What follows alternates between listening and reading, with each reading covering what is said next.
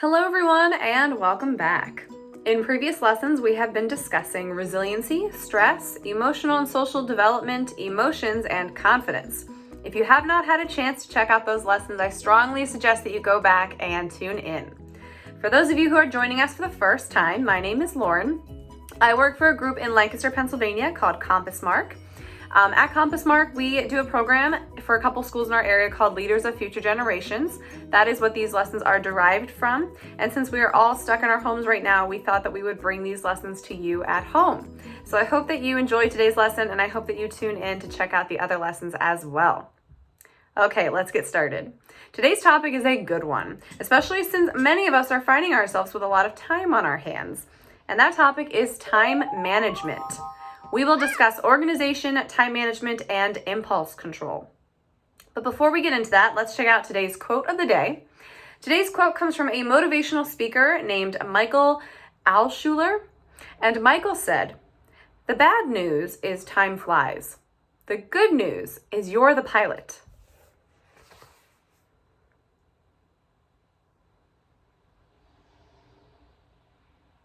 Okay, I'll give you some time to let that settle in.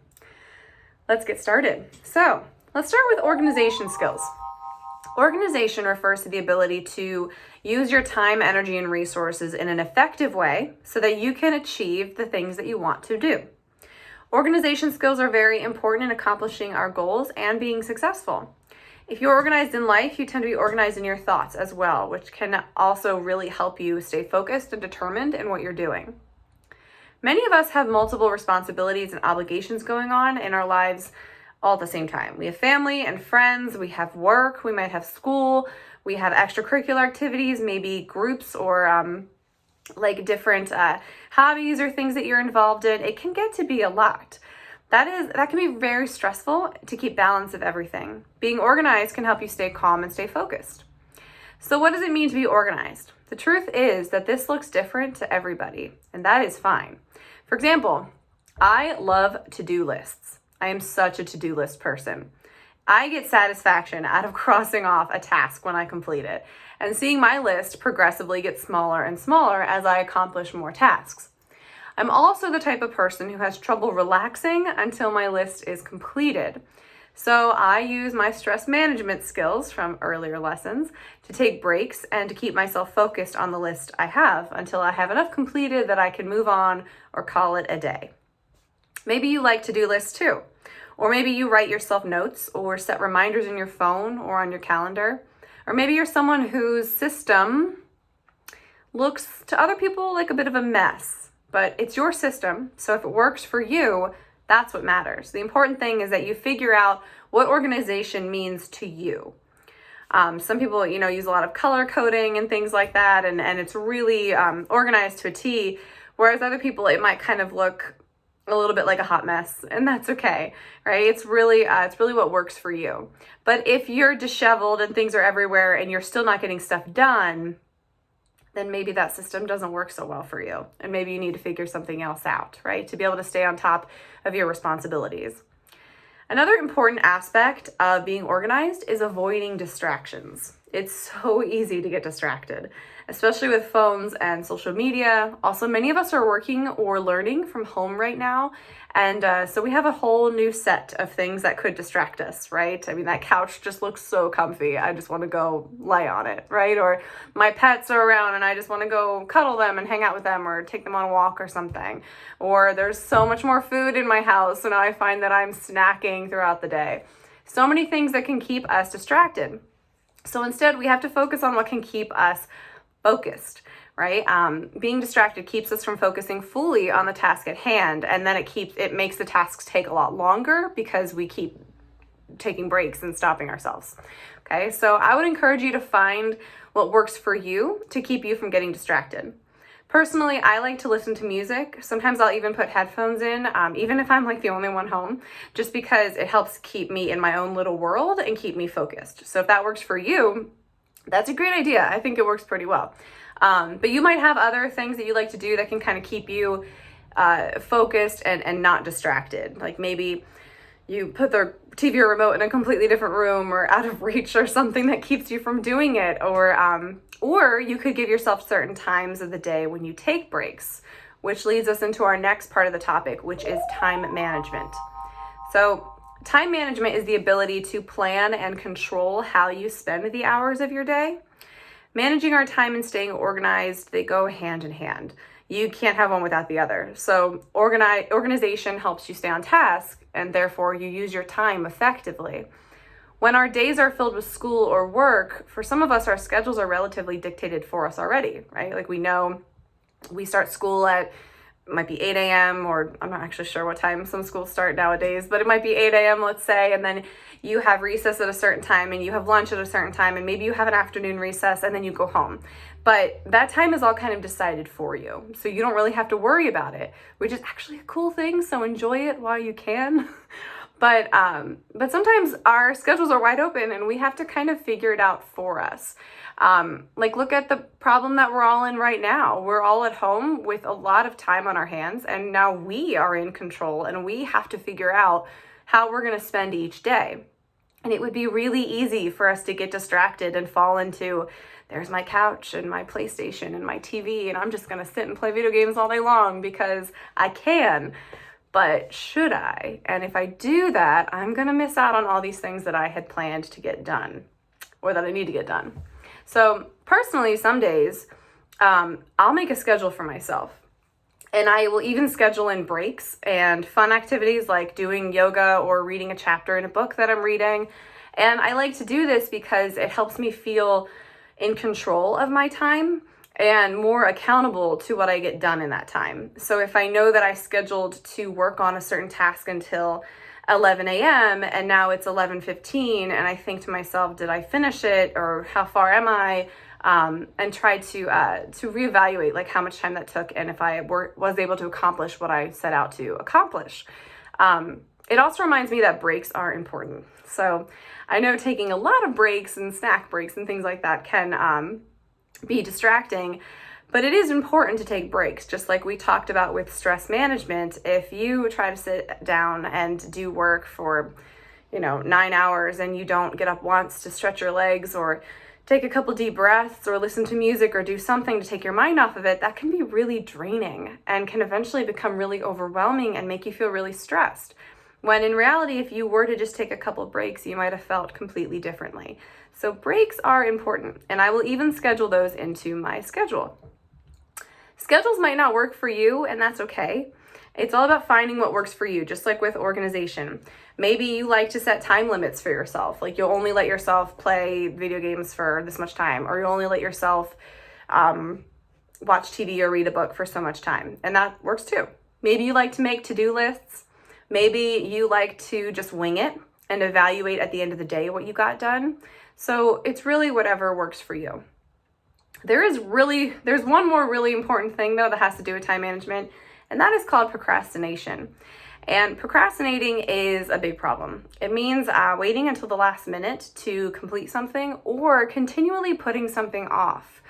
So the problem with this is that the problem is still there when you go back to it. So even if you feel like a moment of relief because you were able to tell yourself like, oh, I'll get back to that later. And you're like, oh, whew, I don't have to worry about it right now. That's great.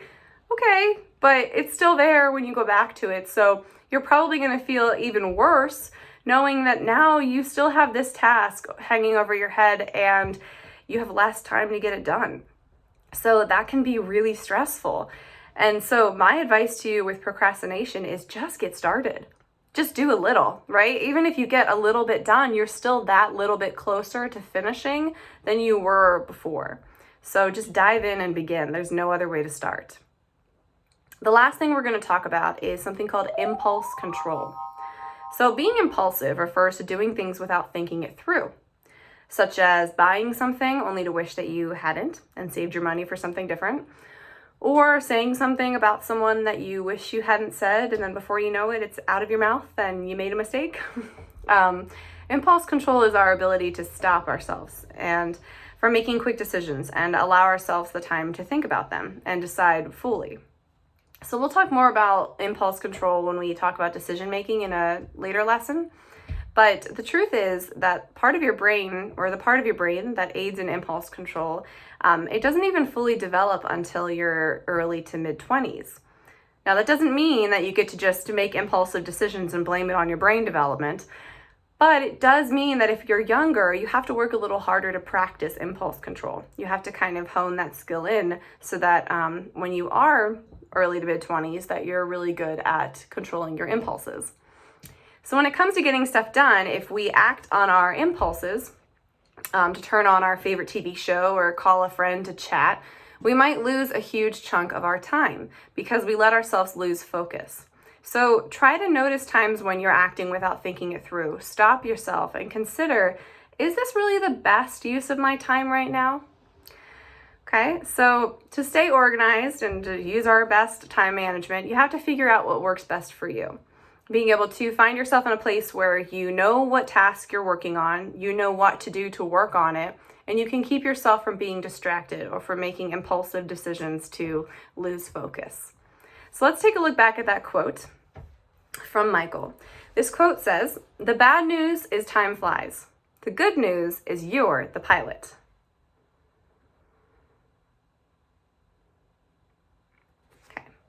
What I think Michael is trying to remind us of is that even though time does go quickly, and sometimes we feel like the days are just disappearing and we don't have anything done like we planned, the truth is that we're in control. Everyone has the same 24 hours in a day. How you spend it is up to you. So if you're not getting things done, you might need to reevaluate what's going on. What's keeping you from getting it done? What's distracting you? Can you remove the distraction? Can you change your schedule up? Can you change your approach to what you're doing? What could you do to keep yourself more organized so that you can keep yourself on task? And it's not just about getting things done, but it's also about your emotional and mental health, right? When you can't get stuff done or you keep pushing stuff off, you tend to feel more stressed and more anxious and overwhelmed. But like Michael is telling us, the only person who can get this stuff done and can take advantage of the time we have is you. So you're in the driver's seat, you're the pilot. How are you going to spend your time? How are you going to keep yourself organized? So our discussion questions for you today. Number 1, what do you do to stay organized? So take a look at the skills that you use right now and share it with someone with you or someone in your house or maybe a friend online, or share it with me in the comments. Go for it. What do you do to stay organized? Number 2, how do you like to manage your time? So this takes it a step forward than just staying organized, but what do you actually do to manage your time? And number 3, when was the last time you acted impulsively, and how did it turn out? Okay, now for your at-home activity. If you are watching this in real time, it is Friday, which means that you have 2 full blank days ahead of you to get some stuff done. And then next week is a brand new, fresh week with great opportunity to get things done. So what I want you to do is to make a schedule for next week. So everyone is getting creative with their educational practices right now, and I fully understand that we are not all in the same situation. So you might have school online right now, or you might have a lot of open time. Regardless of what it is, your schedule is yours and it's unique to you. So no one else can tell you how to make your schedule. So I want you to make it for yourself. I want you to get a piece of paper and outline Monday through Friday of next week. Start in the morning and go through your whole day of what you're going to do or how much time you're going to spend on your tasks. Okay, I want you to include stuff like your meals and your schoolwork and your extracurricular activities like spending time watching TV or playing video games. And I want you to be sure to include your Leaders of Future Generations lesson with me each day. We post it at 9 a.m., but you can choose to tune in anytime that works best for you. So you decide. If you prefer, you could even go as far as to color code your schedule. That would be pretty cool. I encourage you to comment below and share with me your favorite organization and time management strategies. Share your calendar with me if you'd like. I would love to see it and hear about what you're going to be doing, and really see if this strategy works for you to keep yourself organized, especially with all this time on our hands. What better time to try it? Well, I hope you've enjoyed this lesson, and I look forward to connecting with you next time. Until then, be well, be safe, and I'll see you next time.